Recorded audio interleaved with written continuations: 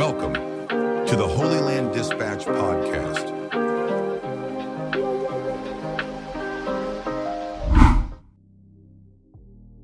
Hello and welcome back to the Holyland Dispatch podcast.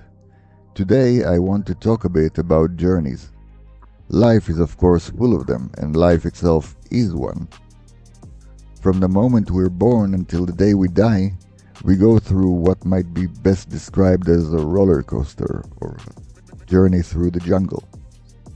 We start as kids when we have near zero control over the direction. Go to sleep, wake up, eat this, don't eat that, time to go to kindergarten, time to eat. The only influence we have is, let's face it, by emotional extortion. We learn how to be cute or cry in order to soften our parents' hearts. But that has very little impact on the bigger picture. We're still following the path laid out by our parents, and generally speaking, we can at least find comfort in them having our best interest in their hearts and minds. This part of the journey, though, is also characterized by us having near zero responsibility. Oh, I broke my dad's computer? Never mind, he'll buy a new one. Oh, I ruined mom's gift basket? Never mind, her ill grandma would understand. We do as our parents tell us, and when we mess up, regardless of the significance, we don't really face the consequences ourselves. In Judaism, as in most societies, this is the norm. Up until a certain age, the human being bears little to no responsibility.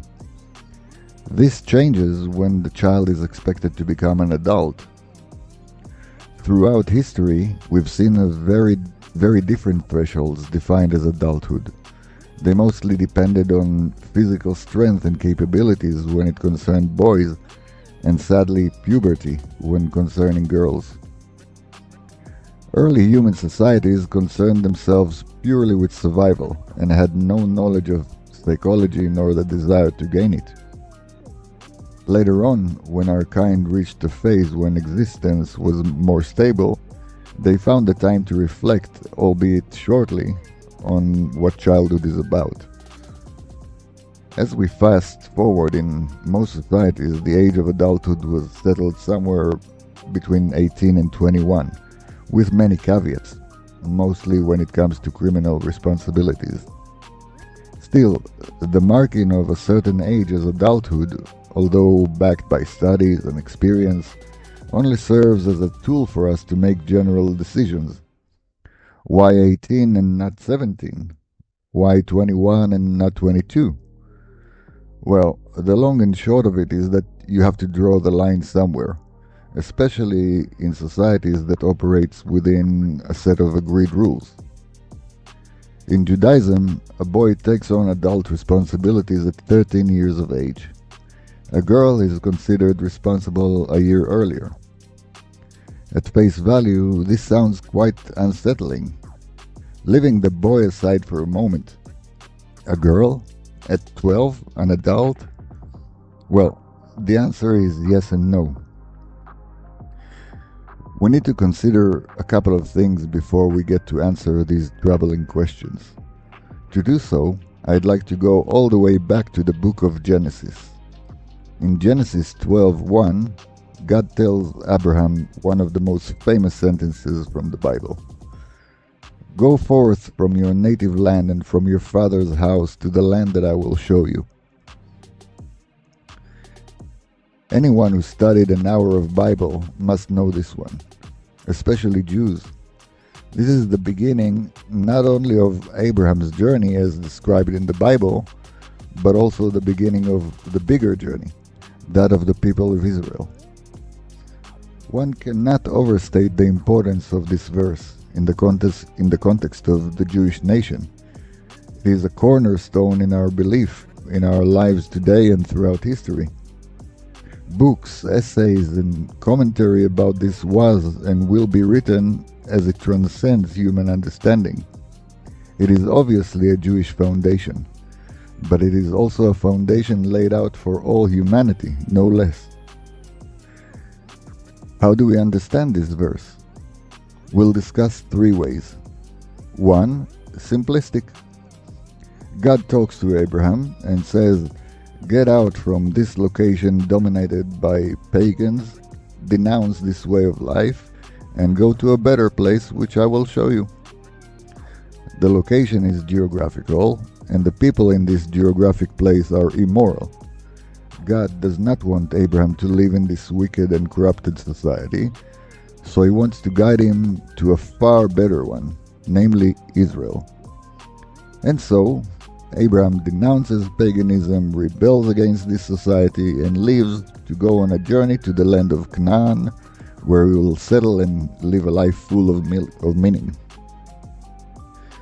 This view is what we teach our first graders, as their minds are equipped to handle this level of understanding. It's engaging, at times even fun. After all, we're reading a story, and kids love stories. There are adventures, twists and turns, we have a hero to follow and foes to defeat. There are miracles and wonders, you name it. The second way to look at it is somewhat psychological. Dr. Jordan Peterson talks about this at length in some of his lectures, and I find it very adequate and enlightening. When we read this verse through the psychological lens, what God tells Abraham is, "Leave your comfort zone and go on an adventure that I will take you on." It's a story as old as time, is it not? We can look at this as the beginning of adulthood. When we read the Bible as adults, we must recognize that the stories are not just stories as a form of entertainment. There is a reason the Bible resonates throughout the ages. The reason is that it has layers of wisdom, and as we grow up, we learn how to peel them until we find meaning.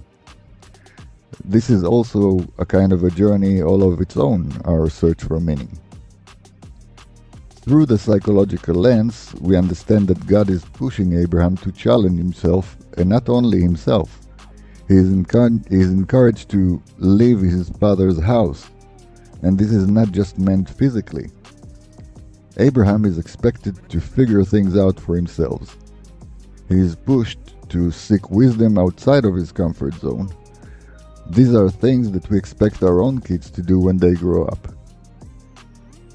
And if we read the Bible as something more than a story, then we must understand that Abraham is not to be read as a specific person.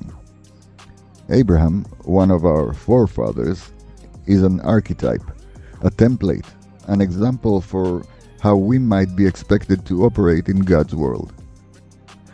I highly recommend digging into Dr. Peterson's writing and speech about this in far greater depth than we can achieve here. This was the second way we can view this verse. The third way is the way I learned from the Holy Zohar. The Kabbalistic view, the way people who delved into the deepest mechanics of the world view this sentence, is the way an individual is expected to view it. The Torah is not a revolutionary manifesto. We're not reading the Torah in order to change the world. We read and learn it in order to do one thing and one thing only, to change oneself. That is why every Jew is expected to study it, not to get a degree or be recognized as a wise old man, not to achieve any kind of greatness. Judaism is a religion with a purpose, a religion with a clear aim. That aim is hinted at in the verse we read here. Go forth from your native land and from your father's house to the land that I will show you. Those of you who followed the Holyland Dispatch might be able to guess what I'm going to say next. God talks to Abraham. God is inside of Abraham. Well, as well as outside, but let's leave that for another day. And Abraham gets the message that he is supposed to go on a journey. What is this journey? Where from? Where to? Well, we are not just physical bodies. In fact, our bodies are simple and limited tools which our true selves are using in this consciousness we call the world. The world as we experience through our five senses is a space in which our bodies operate, but moving from one physical location to another is at best a byproduct. The journey Abraham is expected to embark on is of course internal. Abraham lived in a consciousness not unlike the one we all live in now, a pagan consciousness, a consciousness that elevates materialistic richness over most other things, a consciousness that puts me in the center of existence and serves me only, or at best me first. And so Abraham understands he needs to elevate himself. God is telling Abraham to leave his selfish, pagan, materialistic consciousness and elevate to the consciousness he would show him. It's the consciousness for which this world was created. We're here in order to embark on the journey to this consciousness, the highest one we can reach. You've guessed correctly. This is the consciousness we call Israel. Yes, there is a physical location called Israel, and thank God there is a state called Israel. Yes, there is critical importance for both. However, one can live in the state of Israel, in the land of Israel, and let's face it, most of us do, without getting anywhere near the consciousness of Israel. That is why it's not enough to do Aliyah. We must learn Torah. We must understand what it's all about and how to use the wisdom in it. We must reach adulthood. We must go forth from our native land and from our father's house to the land that God will show us. In fact, He already has, if we know where to read and how to read it.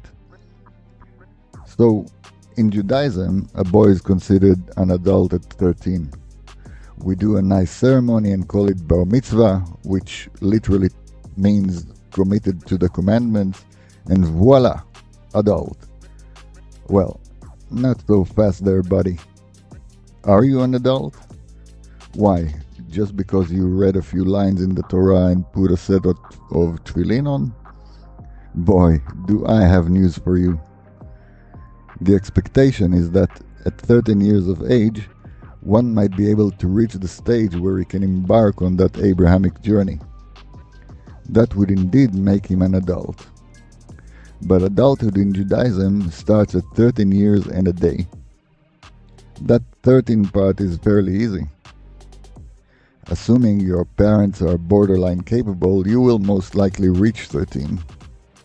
But that day? Oh man, this day can last a lifetime. I'm well over 13 and looking back at my life, I can attest that I wasn't anywhere near adulthood at 13. I wasn't even tickling adulthood at 18 or 21.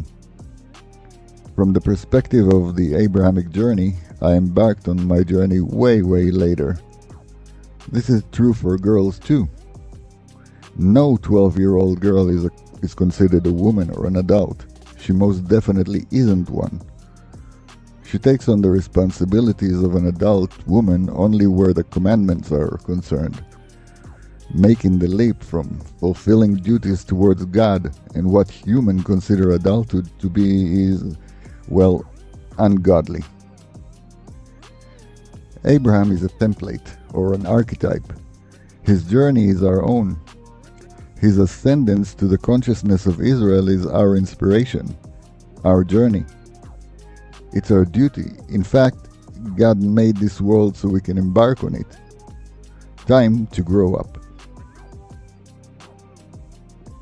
Thank you all for once again joining me on the Holyland Dispatch podcast. God bless.